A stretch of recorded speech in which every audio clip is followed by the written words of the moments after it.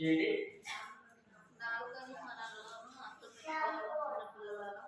Praise lord, praise lord, ఆమేన్, హల్లెలూయా. ఈ కొత్త సంవత్సరంలో మనం అడుగు పెట్టాం. చెప్పండి, ఇది 3వ వారమా 4వ వారం? 3వ వారం. కొత్త సంవత్సరంలో మనం అడుగు పెట్టాం, కొత్త దినంలో అడుగు పెట్టాం.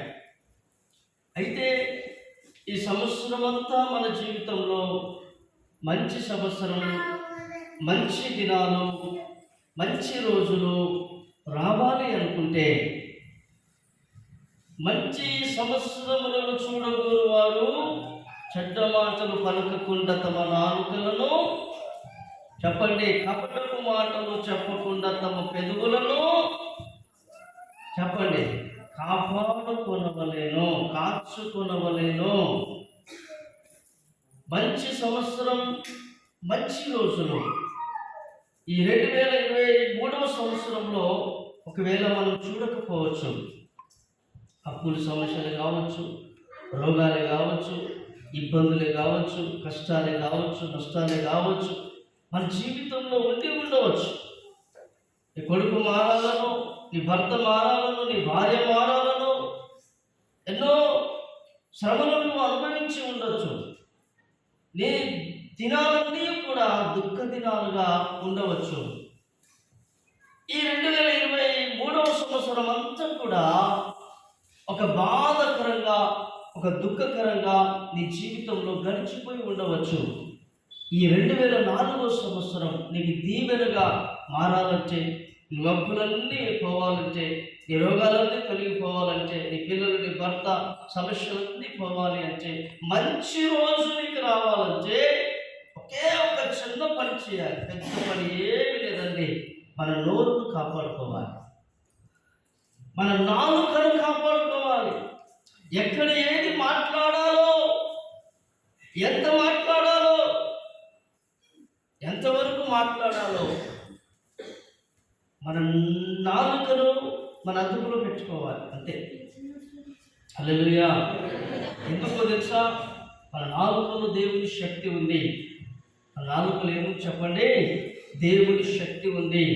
శాపించుటకును, దీవించుటకును, జీవమును, మరణమును దేవుడు మన నాలుకలోనే ఉంచాడు.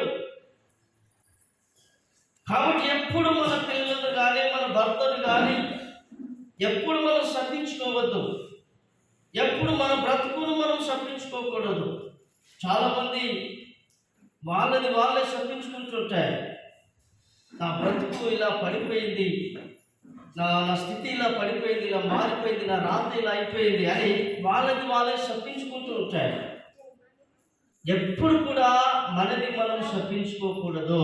మన పరిస్థితులు ఎలా ఉన్నా, మన స్థితిగతులు ఎలా ఉన్నా, మనది మనం, అయ్యో నా బ్రతికిలో పాడైపోయింది, నాకు మరణం వస్తే బాగుండు, నేను చచ్చిపోతే బాగుండు, లేకపోతే మన భర్తను, మన భార్యను, లేకపోతే మన పిల్లలను మనం అప్పుడప్పుడు శపిస్తూ ఉంటాం.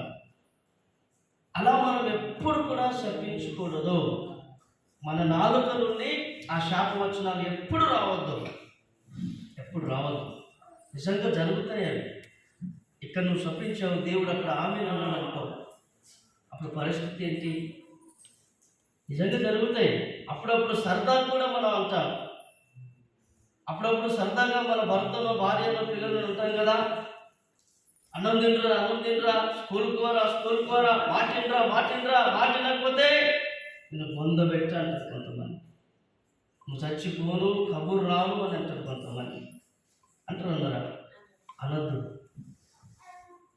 అవి మన నోట్లో నుండి ఆ మాటలు రావద్దు. నిజంగా జరుగుతాయి అవి. హల్లెలూయా. కాబట్టి నోరును మనం కాపాడుకోవాలి. పరిస్థితి ఎలా ఉన్నా నా దేవుడు నన్ను బాగు చేస్తున్నాడు, నా దేవుడు నన్ను ఆశీర్వదిస్తున్నాడు, నా దేవుడు నన్ను స్వస్థపరుస్తున్నాడు, నా దేవుడు ఈ సంవత్సరంలో నా బ్రతుకును, నా కుటుంబాన్ని, నా పిల్లలను, నా భర్తను, నన్ను, నా పరిస్థితులను మారుస్తున్నాడు అని మంచి మాటలే, దీవెన మాటలే, ఆశీర్వాదపు మాటలే మనం మాట్లాడాలి. కానీ మరి ఏ విషయాలు మన నోటితో అస్సలు పలకకూడదు. గుర్తుపెట్టుకోండి, సంవత్సరం అంతా మీ మనసులో, మీ మైండ్లో, మీ హృదయంలో ఈ మాట ముద్రించుకోవాలి. మీ హృదయంలో ఈ మాట ముద్రించుకోవాలి. ఎప్పుడు కూడా నా నోటితో నేను ఇంకొకరు శపించొద్దు, నా పిల్లలను కానీ నన్ను కానీ శపించుకోవద్దు అనే మాట మన మైండ్లో ఉండిపోవాలి ఎప్పటికి కూడా. కాబట్టి మంచి రోజులు మనకు వస్తాయి, దేవుడు ఇస్తాడు, మనం చూస్తాం. కాబట్టి మన నోరును నాలుకను మనం భద్రంగా కాపాడుకోవాలి. ఇంకో విషయం తెలుసా, మోసే తన నోటితో కాని మాట మాట్లాడాడట. దేవుడు అది పట్టుకున్నాడు. మోసే, నువ్వు కానానుకు చేరవద్దు, నువ్వు కానానుకు చేరవద్దు, నీకు ప్రవేశం లేదు అనేసాడు డైరెక్ట్. ఇశ్రాయేలు ప్రజలు, విశ్వాసులు 36 లక్షల మంది ఐగుప్తు నుండి బయలుదేరి వచ్చిన ప్రజలు, వాళ్ళు ఎన్ని తప్పులు చేసినా, ఎన్ని మొక్కులు చేసినా, ఎన్నిసార్లు తప్పిపోయినా దేవుడు వారి మాటలను పట్టించుకోలేడు. కానీ మోసే ఒక్క మాట చెప్పేసరికి ఆ మాటను పట్టుకున్నాడు. అంటే దీనికి అర్థమైంది, అన్యులు, విశ్వాసం లేని వారు ఎన్ని మాటలు మాట్లాడినా దేవుడు పట్టించుకోడు. ఎందుకంటే వాళ్ళు ఎట్లయినా నరకంలో పోతారు, వాళ్ళ మాటలు దేవుడు పట్టించుకోడు. కానీ దేవుడిని నమ్ముకున్న నీవు నేను ఒక మాట జారినమనుకో, దాన్ని దేవుడు పట్టుకుంటాడు. ఎందుకో నీకు తెలుసు కదా, దేవుడు అంటే తెలుసు కదా, రక్షణ తెలుసు కదా, విశ్వాసం తెలుసు కదా, పరలోకం తెలుసు కదా. ఈ నోటిలో నుండి ఆ మాటలు మాట్లాడకూడదే. కాబట్టి ప్రియులారా, నోరును జాగ్రత్తగా కాపాడుకున్నాం అనుకో, నీ భర్త కోపపడినప్పుడు ఈ నోరును కొంచెం కాపాడుకున్నావు అనుకో, నీ ఇంట్లో గొడవలు కావుగా. నీ అత్తమ్మనో నీ మామనో ఏదో ఒక విషయం అనేసానికి ఈ నోరును కాపాడుకున్నావు అనుకో, ఇంట్లో గొడవలు కానే కావు, సమస్యలు రానే రావు. కాబట్టి ఓపిక ఉండాలి, నోరును కాపాడుకుందాం. దేవుడు మనందరికీ మంచి రోజులు ఇచ్చునుగాక. ఆమేన్, హల్లెలూయా. లూకా సువార్త 21వ అధ్యాయములో 34-35 వచనాలు చదువుకుందాం. చదవండి. లూకా సువార్త 21:31 నుండి.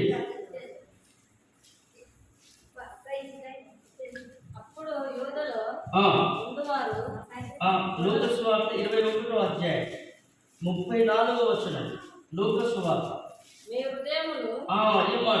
హృదయములో ఒకవేళ తిండి వలనను మత్తు వలనను ఐహిక విచారము వలనను మందముగా ఉన్నందున ఆ దినము, జాగ్రత్తగా వినాలి, ఆ దినము ఆకస్మికముగా మీ మీదికి ఊరి వచ్చినట్లు రాకుండా మీ విషయమై మీరు జాగ్రత్తగా ఉండుడి.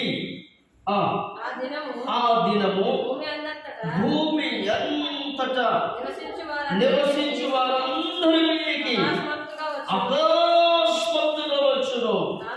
కాబట్టి మీరు జరగబోవు వీటి తప్పించుకొని మనుష్య కుమారుని ఎదుట నిలబడుటకు.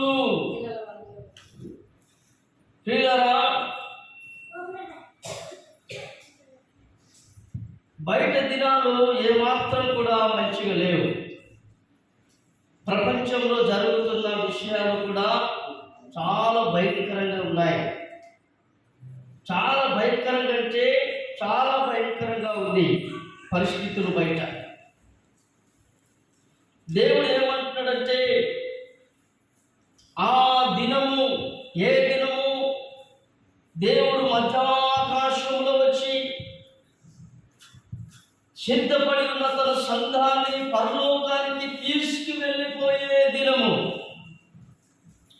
ఈ ప్రపంచమంతా కూడా నాశనమయ్యే దినము, నశించిపోయే దినము. ఆ సూర్యుడు నల్లబడిపోయే దినము, కాంతి ఇయ్యని దినము, ఆ దేవుని దినము.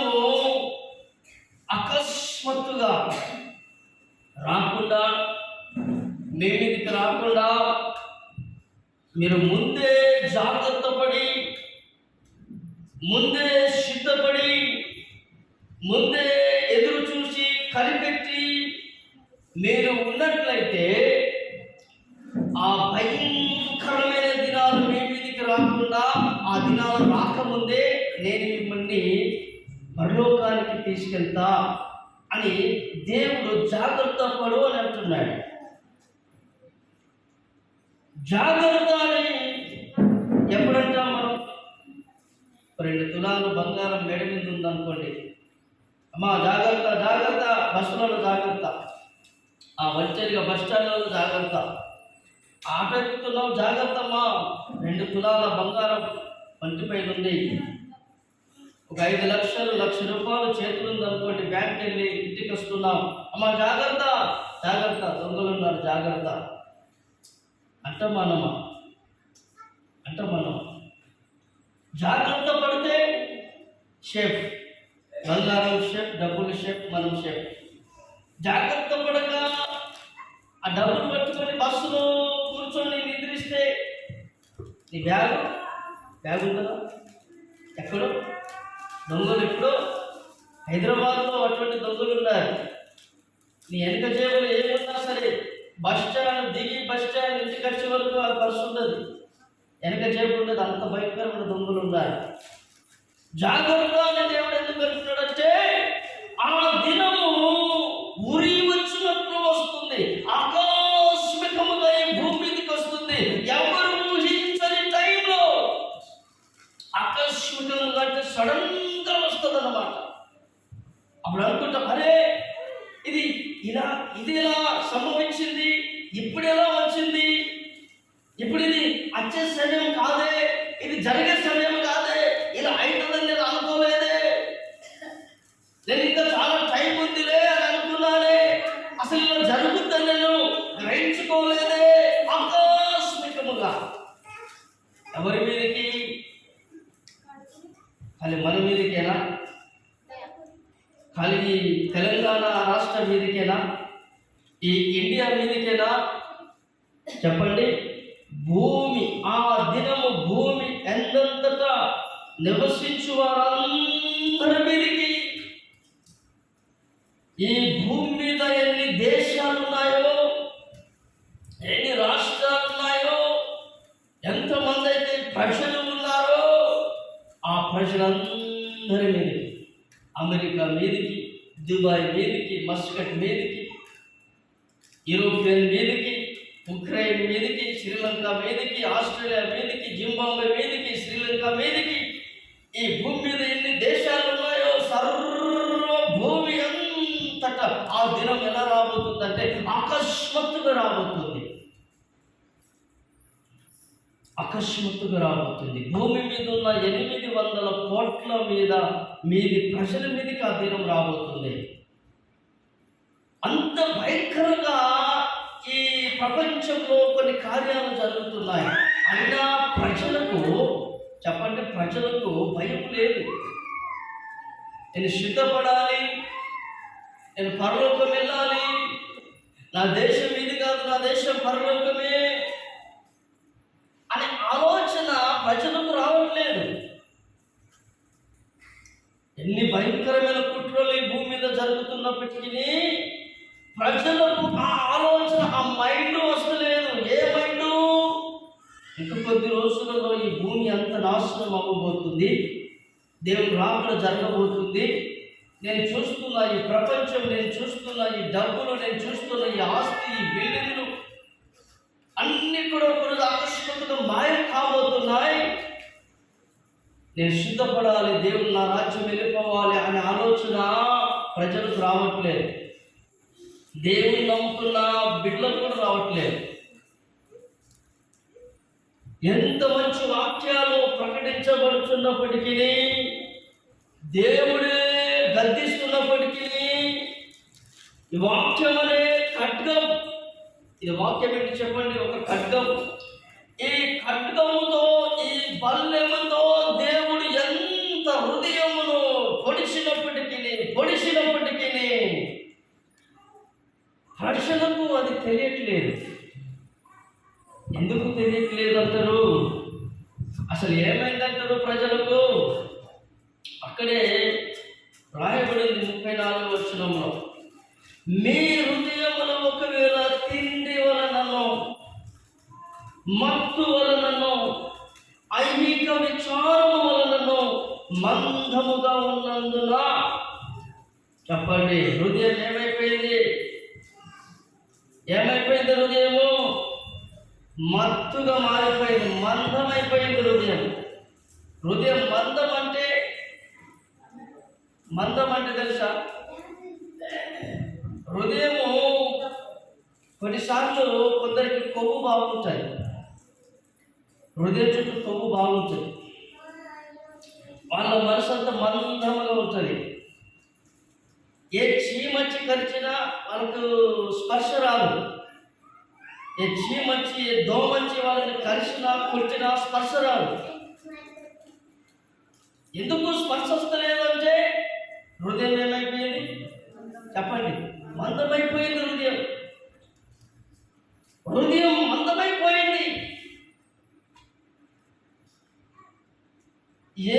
దేనితో కూడా కొంతమందికి పోగ యాక్సిడెంట్లు అవుతాయి, వాళ్ళ కాలం దెబ్బలు తగులుతాయి, రక్తం కాలుతుంది. అయినా కొంతమందికి అర్థం కాదు, అన్నా ఏంటి రక్తం కాలుతుంది, ఏమైందంటే అయ్యో ఎప్పుడు దెబ్బ తగిలింది, ఎప్పుడు యాక్సిడెంట్, ఏమైంది అసలు అర్థం కాదు. ఎందుకు? స్పర్శ లేదు. స్పర్శ ఎందుకు లేదు? హృదయం ఏమైపోయింది? మందమైపోయింది, శరీరం మందమైపోయింది.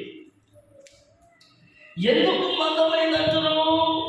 ఎందుకు మందమైందంటే, ఒకవేళ తిండి వలనను మత్తు వలనను ఐహికమైన విచారము, ఆలోచన వలనను. ఐహికమైన ఆలోచన అంటే ఏంటిది? ఐహికం అంటే ఏంటంటారు? ఈ భూమి మీద ఉన్న ఆలోచన. నాకు ఆస్తి ఉన్నదిలే, చెప్పండి, నాకు ఆస్తి, నాకు కావాల్సిన ఆస్తి ఉంది, నాకే టెన్షన్ లేదు. బయట ఎంత కరువు వచ్చినా, ఆ మైక్ బంద్ చేయి, బయట ఎంత కరువు వచ్చినా, ఎంత రోగం వచ్చినా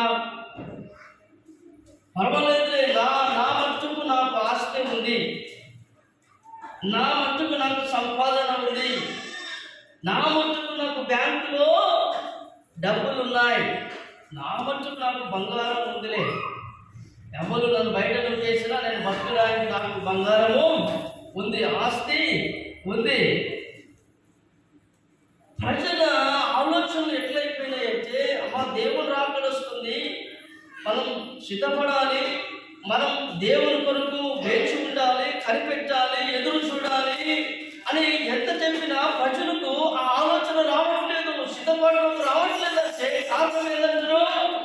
ఐహికమైన విచారం, భూ సంబంధమైన ఆలోచనలు, భూ సంబంధమైన ఆశలు, భూ సంబంధమైన కోరికలు. నాకు ఇది నాకు ఉందిలే, నాకు ఆస్తి ఉందిలే, నా మందం నాకు ఒక 50 లక్షలు ఉన్నాయి, నా మందం నాకు 10 లక్షలు ఉన్నాయి, నా మందం నాకు ఒక ప్లాట్ ఉంది, నాకు ఒక భూమి ఉంది, 1 ఎకరం ఉందిలే, నా మందం నాకు డబ్బులు ఉన్నాయిలే అని అనుకుంటున్నారు. ఆ ప్రభు భయం అనేది, ఆ రాకుడి సిద్ధపాటు అనేది లేకుండా నాకు నేను బ్రతకగలుగుతానులే అనుకుంటున్నారు ప్రజలు. కానీ ఒక విషయం ఏంటిదో తెలుసా? ఒక్క రెప్పపాటున మనకు ఉన్నటువంటి ఆస్తులన్నీ గల్లంతైపోతాయి. జాగ్రత్తగా రండి. మన దగ్గర ఉన్న ఏ ఆస్తులైనా, ఏ సంపాదనైనా ఒక్కటే ఒక్క నిమిషంలో అన్నీ మాయమైపోతాయి. ఈ బ్యాంకులో ఎన్ని డబ్బులున్నా ఒకరోజు ఆ సమయం వస్తుంది, మొత్తం జీరో అయిపోతుంది. జీరో.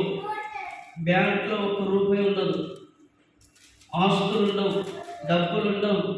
ఆ దినం రాబోతుంది, నాకు ఇది ఉన్నదిలే అని దేవుని విడిచిపెట్టి, దేవుని మీద ఆధారపడడం విడిచిపెట్టి, నాకు ఇది ఉన్నదిలే అని మనము దీని మీద ఆశపడి భ్రమపడి ఐహిక విచారంలో ఉండి మన హృదయము ఆ మందమైపోయినట్లయితే ప్రియులారా, ఒక రోజు రాబోతుంది, ఇవన్నీ మాయమైపోయే రోజు రాబోతుంది. హల్లెలూయా. 800 కోట్ల మంది ప్రజలు భూమి మీద బతుకుతున్నారు ఇప్పటికీ. ఈ విషయము బైబిలే కాకుండా ఈ ప్రపంచంలో ఉన్న విలేకరులు, సైంటిస్టులు, శాస్త్రవేత్తలు, అధికారులు వీళ్ళు ఏం చెప్తున్నారంటే భూమి మీద ప్రజలు ఎక్కువైపోతున్నారు, తిండి తక్కువైపోతుంది అంటున్నారు. భూమి మీద ప్రజలు ఏమైతున్నారు, ఇప్పుడు బాగా విస్తరించిపోతున్నారు, తిండి ఏమో తక్కువైపోతుంది. కాబట్టి ఇప్పుడు ఈ భూమి మీద ఈ తిండి తినే ప్రజలు ఎక్కువైపోతున్నారు కాబట్టి ప్రజలందరినీ నాశనం చేయాలి, ప్రజలందరినీ చంపేయాలి, ప్రజలందరినీ చెప్పండి మనమే చంపేయాలి అనే ప్లాన్ చేసుకున్నారు. ఆల్రెడీ మీటింగ్ అయిపోయింది. ఆల్రెడీ కూడా ప్రజల్లో ఆ మత్తును, ఆ విషయంను విడిచిపెట్టేశారు. హల్లెలూయా. ప్రజలను చంపే విషయాన్ని ఆల్రెడీ విడిచిపెట్టేశారు. తెలుసా మీకు? మనం తింటున్న ప్రతి తిండిలో విషం ఉంది, తాగుతున్న నీళ్ళలో విషం ఉంది, ఈ పీల్చుకుంటున్న గాలి ఉంది కదా, గాలి ఆక్సిజన్, ఈ ఆక్సిజన్లో విషం ఉంది. తెలుసా మీకు? విషం. రాబోయే దినాలు అస్సలు మంచివి లేవు. ఎంత ఆస్తున్నా, ఎంత డబ్బున్నా దినాలు మంచివి లేవు ప్రియులారా. ఏ నిమిషాన మన కిడ్నీ ఖరాబ్ అయిపోతుందో మనకే తెలియదు, ఎప్పుడు హార్ట్ అటాక్ వస్తుందో మనకే తెలియదు, ఎప్పుడు నీ తలలో రక్తం గడ్డగట్టిపోతుందో నీకే తెలియదు, ఎప్పుడు నీ నరాలు బలహీనమైపోతాయో మనకే తెలియదు. ఎందుకు తెలుసా? ఇప్పుడు జీవిస్తున్న ఈ బ్రతుకు, ఈ దినాలు అటువంటివి. జాగ్రత్త వినండి. నువ్వు తినే తంబాకు ద్వారా, నువ్వు తాగే బీడీల ద్వారా, నువ్వు తాగే కళ్ళు ద్వారా, నువ్వు తినే తిండి ద్వారా ప్రతి దాంట్లో విషయం కలిపేశారు. మనం తీసుకునే మెడిసిన్ ఉంది కదా, గోళీలు, అప్పుడు కడుపు నొప్పులు వేస్తుంది, జ్వరం వస్తుంది, తలకాయ వస్తుంది అని మెడిసిన్ వాడతాం, గోళీలు వాడతాం కదా. దాంట్లో కొన్ని డోసులు ఉంటాయి. ఆ డోసులలో కూడా కొన్ని కలిపేశారు ప్రియులారా. అది సడన్గా మనల్ని ఏం చేయదు, స్లోగా ఒక్కటేసారి ప్రజలను చంపేస్తే అయ్యో గవర్నమెంట్ అని చంపేస్తుంది కదా, ఇదే గవర్నమెంట్ అని గవర్నమెంట్ తిడతారు. గవర్నమెంట్ మీద మచ్చపడకుండా స్లోగా. కాబట్టి దినాలు అస్సలు మంచి లేవు ప్రియులారా. ఎవరికి ఎప్పుడు ఏమైతుందో మనకు తెలియదు. కాబట్టి మన రక్షణను, మన భక్తిని, మన విశ్వాసంను మనం జాగ్రత్తగా కాపాడుకోవాలి. మన భక్తి విడవకూడదు, విశ్వాసం విడవకూడదు, పరిశుద్ధత విడవకూడదు. మనము భక్తిలో ఉండి ఎక్కడ చనిపోయినా పర్వాలేదు, మనకేముంది? పరలోకమే ఉంది. భక్తి లేకుండా, విశ్వాసం లేకుండా ఒకవేళ మనం మరణించినట్లయితే పరలోకం లేదు. సిద్ధపడడం అవసరం. రేపు నా ప్రభు వస్తున్నాడు, ప్రభుత్వం నేను వెళ్ళిపోతా. ఆమేన్. హల్లెలూయా. కొన్ని రోజులు పని చేసుకుంటా, నీతిగా బ్రతుకుతా, నిజాయితీగా ఉంటా.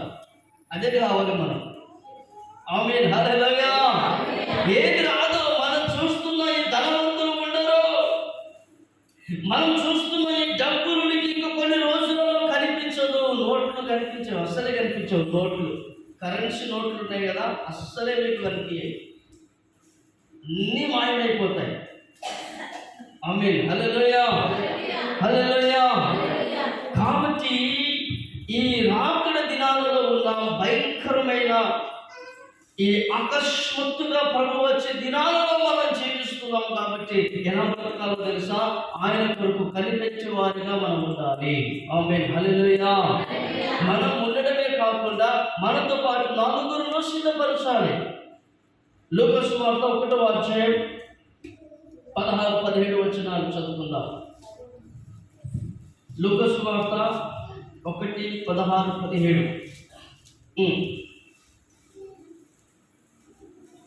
చదవండి. ప్రభు దృష్టికి గొప్పవాడై ద్రాక్షరసమైనను మద్యమైనను త్రాగక తన తల్లి గర్భంలో పుట్టినది మొదలుకొని పరిశుద్ధాత్మతో నిండుకొనిన వాడై ఇశ్రాయేలీయులలో, ఈ మాట వినండి, ఇశ్రాయేలీయులలో అనేకులను ప్రభువైన వారి దేవుని వైపులకు త్రిప్పును. మరియు అతడు 17వ వచనం, తండ్రుల హృదయములను పిల్లల తట్టులకును అవిధేయులను నీతిమంతులను జ్ఞానము అనుసరించుటకు త్రిప్పి, ఈ మాట ప్రభువు కొరకు ఆయత్తపడి ఉన్న ప్రజలను సిద్ధపరచుటకై, ఇది ప్రభువు కొరకు ఆయత్తపడి ఉన్న ప్రజలను సిద్ధపరచుటకై సిద్ధం చేయాలి. ప్రభు కొరకు ఎవరైతే బ్రతుకుతున్నారో, ప్రభుని ఎవరైతే విశ్వసిస్తున్నారో, ప్రభువును ఎవరైతే నడుస్తున్నారో ఆ ప్రజలను సిద్ధము చేయాలి, ఆ ప్రజలను సిద్ధపరచాలి. అందరు దేవుని ప్రజలు కాదు. యేసు ప్రభు అందరి కొరకు రావట్లేదు. ఇప్పుడు మనం ఏమనుకుంటామంటే ఆయన చాలా దుర్మార్గుడు, ఆయన చాలా మోసగాడు, ఆయన చాలా క్రూరుడు, అతడు మారాలి ప్రభు అని ప్రార్థన చేస్తాం కదా. మనం ప్రార్థన చేస్తాం కదా. కానీ దేవుని వాక్యం సెలవిస్తుంది, అందరూ దేవుని ప్రజలు కారు. కొందరిని దేవుడు నరకంలో వేయడానికే సిద్ధం చేశాడు, కొందరిని దేవుడు నాశనం చేయడానికే సిద్ధం చేశాడు. అందరూ దేవుని ప్రజలు కాదు, అందరూ దేవుని మూలాన పుట్టలేదు, అందరినీ దేవుడు పుట్టించలేదు. కొందరు సాతాను ద్వారా కూడా పుట్టారు. సైతాను దేవుడు పుట్టించాడు కదా, దేవునికి దూరమైపోయాడు కదా.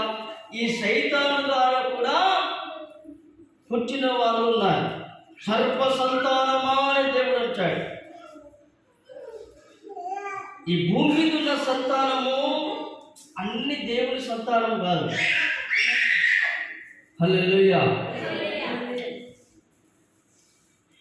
మనము దేవుని నమ్ముకున్నామంటే, మనకు యేసు ప్రభు దొరికిందంటే మనము చాలా ధన్యులము. ఆమేన్. హల్లెలూయా. ఈ ధన్యత అందరికీ లేదు. మనం యేసు ప్రభు నమ్ముకున్నామంటే మనం ఏర్పాటులో ఉన్నాం, దేవుని ప్రణాళికలో ఉన్నాం.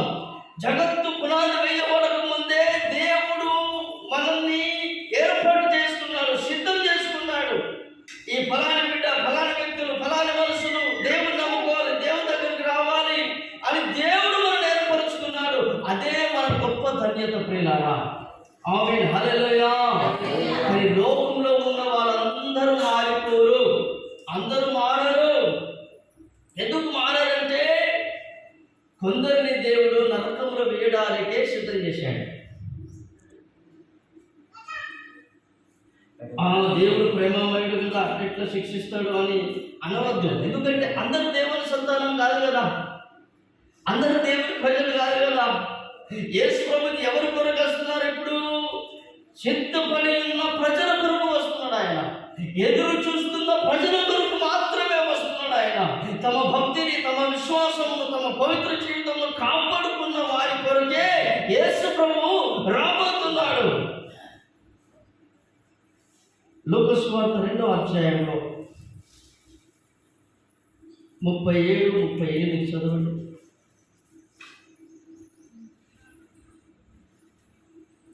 ఎనిమిది 4 సంవత్సరములు దేవాలయంలో విడవక ఉపవాస ప్రార్థనలతో రేయింపములు సేవ చేయించుండెను. ఆమె కూడా ఆ గడియలోనే లోపలికి వచ్చి దేవుని కొనియాడి యెరూషలేము విమోచన కొరకు కనిపెట్టుచున్న వారందరితో ఆయన అన్న. ఏమి పేరు చెప్పండి? అన్న.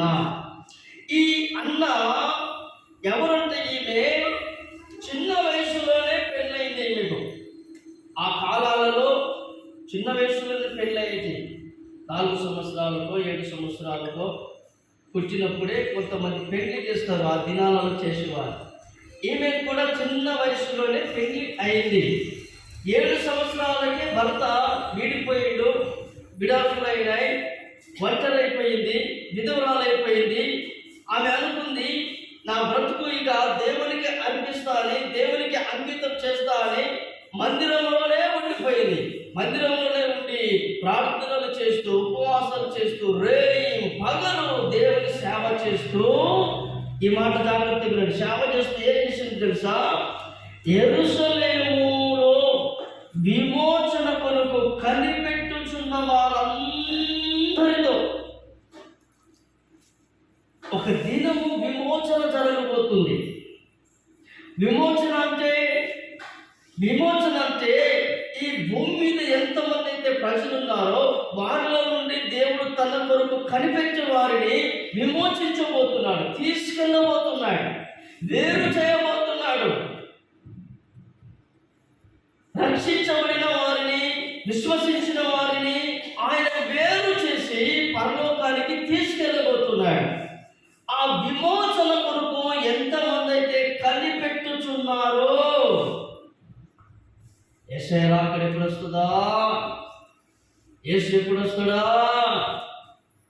ఎవరైనా రోగంలో ఉన్నారనుకోండి, ఒక రోగం ఉంది, హాస్పిటల్కి వెళ్ళాము, హాస్పిటల్ నుంచి ఎప్పుడు ఇంటికి వెళ్దామా అని ఆలోచన చేస్తారా, చేయరా? హాస్పిటల్లోనే ఉండిపోతారని ఆలోచిస్తారా? చెప్పండి. హాస్పిటల్కి పోయిన మనము ఎప్పుడు ఇంటికి వెళ్ళిపోదామా, ఎప్పుడు మన వాళ్ళని చూద్దామా, ఎప్పుడు నా బిడ్డలను చూద్దామా, ఎప్పుడు నా భార్యను, నా భర్తను చూద్దామా, ఎప్పుడు నా ఇంటి వారి, నా ఇల్లును చూడాలా అనే ఆలోచన ఉంటుందా? ఉండదా? ఉంటుంది కదా. అలాగే మనము కనిపెట్టాలి. ఏమని కనిపెట్టాలి? ఎప్పుడు నా విమోచన జరుగుతుంది, ఎప్పుడు నేను ఎత్తబడతాను, ఎప్పుడు నా యేసుని వచ్చాకాశంలో వస్తాడు, ఎప్పుడు నేను దేవుడితో వెళ్ళిపోతానా, ఎప్పుడు ఆ మహిమ లోకాన్ని చూస్తానా, కష్టము లేని లోకము, దుఃఖము లేని లోకము, ఓ శాశ్వతమైన సూర్యుడు, చంద్రుడు, శాపము, రోగము, ఆకలి, తప్పులు లేని అందమైన మహిమ లోకాన్ని ఎప్పుడు చూస్తానా అని కనిపెట్టాలి. మనం ఎదురు చూడాలి. మనం బైబిల్ ఇంకో వ్యక్తి ఉన్నాడు, లూకా సువార్త 23వ అధ్యాయంలో 50వ వచనం, 23:50.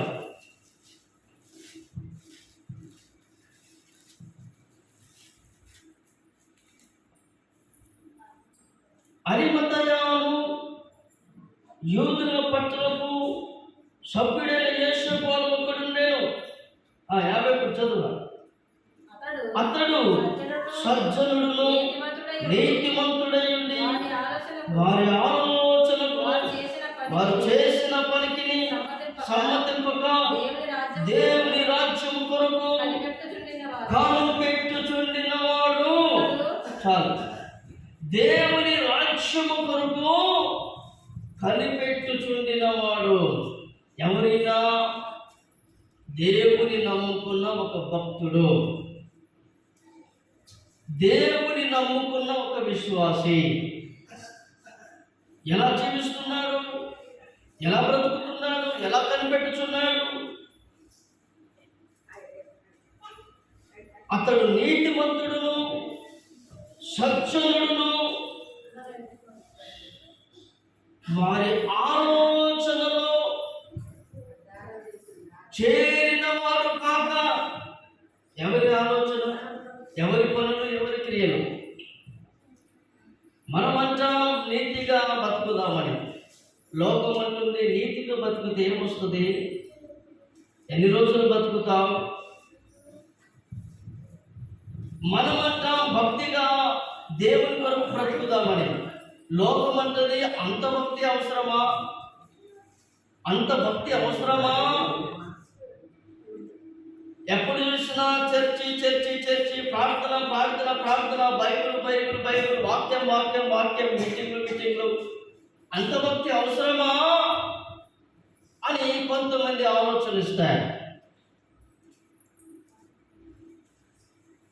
భక్తి చేయాలి, దేవుని నమ్మాలి, కానీ మరింత ఘోరంగా నమ్మాలా అని కొంతమంది వచ్చారు. హల్లెలూయా. కానీ ఇక్కడ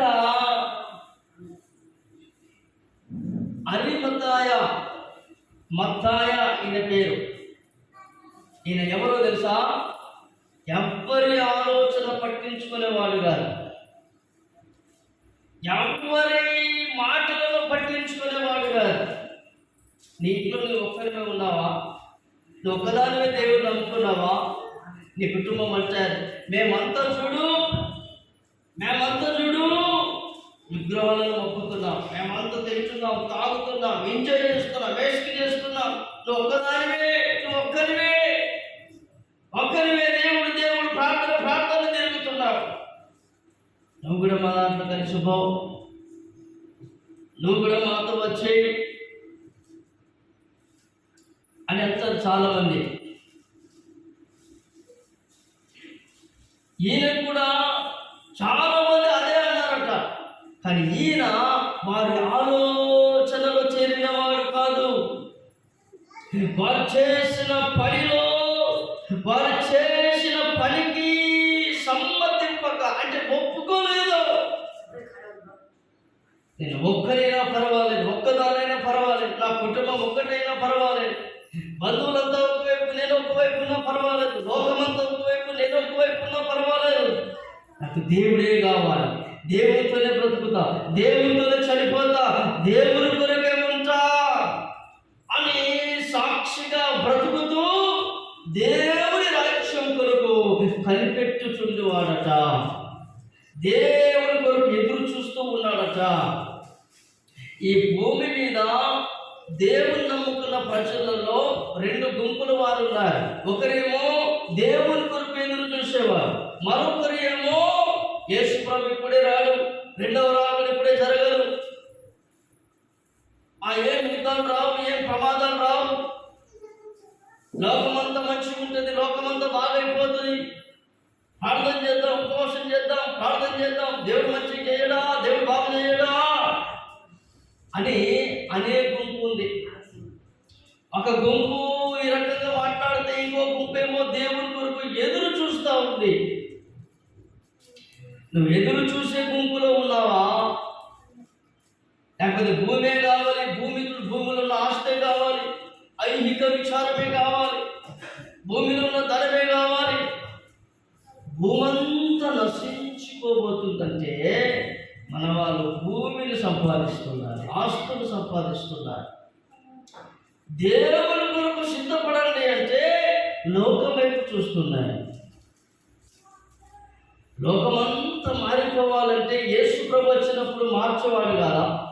చెప్పండి. యేసు ప్రభు యెరూషలేములో వచ్చాడు. యెరూషలేములో పుట్టి, భూమి మీద పుట్టి 33.5 సంవత్సరాలు బ్రతికి, సొంతము యూదులు అంటే గొప్పవారు, వాళ్ళు ఆ యూదులనే మార్చలేకపోయింది యేసు ప్రభు. ఇంకొకరిని మార్చేది దేవుని పని కాదు, మన పని కాదు. ఇంకొకరిని బలవంతంగా ఇప్పుడు రేపు అది జరుగుతుంది, ఏదో కంపల్సరిగా ఇంటింటికి దీపాలు వెలగాలి, కంపల్సరిగా మొక్కాలి అంటున్నారు. అంటే బలవంతంగా యేసు ప్రభు ఎవరిని మార్చాడు. అదే రామ మందిరం కడుతున్నారు.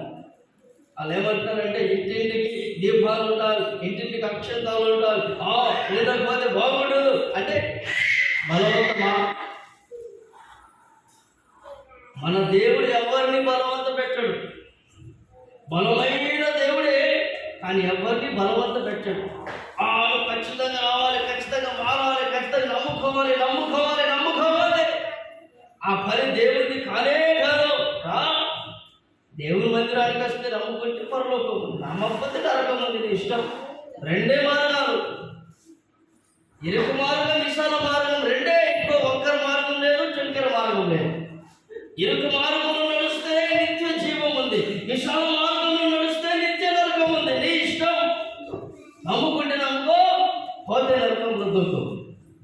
దేవుడు ఎవరిని బలవంత పెట్టాడు, బలవంతంగా ఆ భక్తిలోనికి తీసుకొని రాడు. అర్థమైందా మీకు? మన లోకంలో ఉన్న కొన్ని శక్తులు బలవంత పెడతారు, బలవంతం ఇది చెయ్యాలి చెయ్యాలి చెయ్యాలి అంటారు. అది భక్తి ఎలా అవుతుంది మరి? అది దేవుడు ఎలా అవుతుంది మరి? బలవంతంగా భాషలు కట్టి పెళ్లి చేసుకుంటాడా? ఇష్టం ఉండాలి కదా దేనికైనా, నచ్చాలి కదా దేనికైనా. మన దేవుడు ఎవరిని బలవంత పెట్టాడండి. దేవుడు వచ్చినప్పుడు లోకాన్ని మార్చలేదు. ఆయన తన కొరకు ఎవరైతే కనిపెట్టారో, ఎవరైతే విశ్వసించారో, ఎవరైతే భక్తిగా బ్రతికారో వారినే రక్షించుకున్నాడు, వారినే కాపాడుకున్నాడు. వారి కొరకే ఇప్పుడు ఈ రాష్ట్రాలు ఆయన రాబోతున్నాడు. ఒక మాట చదివి నేను ముగిస్తా, జాగ్రత్తగానండి. హెబ్రీలకు రాసిన పత్రిక 9వ అధ్యాయంలో 28వ వచనం చదువుకుందాం. చివరి మాట హెబ్రీ 9:28 చదవడు. క్రీస్తు కూడా అనేకుల పాపములను భరించుటకు ఒక్కసారే అర్పింపబడి, ఈ మాట తన కొరకు కనిపెట్టుకొని ఇండువారి, తన కొరకు కనిపెట్టుకొని ఇండువారి రక్షణ నిమిత్తము పాపము లేకుండా రెండోసారి ప్రత్యక్షమవబోతున్నాడు. ఆమేన్, హల్లెలూయా. నేను ముగిస్తున్న, జాగ్రత్తగా వినండి. యేసు ప్రభువు రెండోసారి రాబోతున్నాడు. ఆయన దినం ఎలా ఉండబోతుంది? అకస్మాత్తుగా ఉండబోతుంది. ఎవ్వరు కనిపెట్టని, ఎవ్వరు ఊహించని, ఎవరి ఆలోచనలకు చిక్కని విధముగా యేసు ప్రభు రాబోతున్నాడు. ఆయన రెండవ రాకడ జరగబోతుంది, అకస్మాత్తుగా జరగబోతుంది. ఎవరి కొరకు రాబోతున్నాడు ఇప్పుడు చెప్పాలి. ఎవరి కొరకు? ఎవరి కొరకు? ఆయన కొరకు కనిపెట్టు వారి కొరకు వస్తున్నాడు. ఆయన కొరకు హతసాక్షులుగా, అవసరమైతే హతసాక్షి అంటే అవసరమైతే నా ప్రాణమే విడిచేస్తా కానీ యేసు ప్రభువును విడిచిపెట్టను అనే త్యాగంతో బ్రతికిన వారి కొరకు రాబోతున్నాడు. కడుపు నొప్పి ఉందండి, కడుపు బాగా వస్తుంది, ప్రార్థన చేయండి. ప్రార్థన చేసిన కడుపు తక్కువ కానీ అది దేవుడు వద్దు, దేవుడు వద్దు, నాకు వద్దు. ఎందుకంటే దేవుడు కడుపును వచ్చింది, ప్రార్థన చేయించుకున్న తగ్గకపోతే దేవుడు వద్దా? కడుపు నొప్పి తగ్గకపోతే దేవుడు వద్దా? కాళ్ళ నొప్పి తగ్గకపోతే దేవుడు వద్దా? నీ నెత్తి తగ్గకపోతే దేవుడు వద్దా? చిన్న చిన్న ఆశీర్వాదాల కొరకు నమ్ముకునే వాళ్ళు ఉంటారు దేవుని. చెప్పండి, చిన్న చిన్న ఆశీర్వాదాలు. కడుపు నొప్పి తగ్గాలో, కాళ్ళ నొప్పి తగ్గాలో, లేకపోతే మా పిల్లలు పెళ్లి కావాలో, లేకపోతే అప్పులు పోవాలో, దాని కొరకు నమ్మే ఇటువంటి వాళ్ళు చివరి వరకు ఉంటారా? నమ్మకంగా ఉంటారు, ఉండగలుగుతారా? అవసరమైతే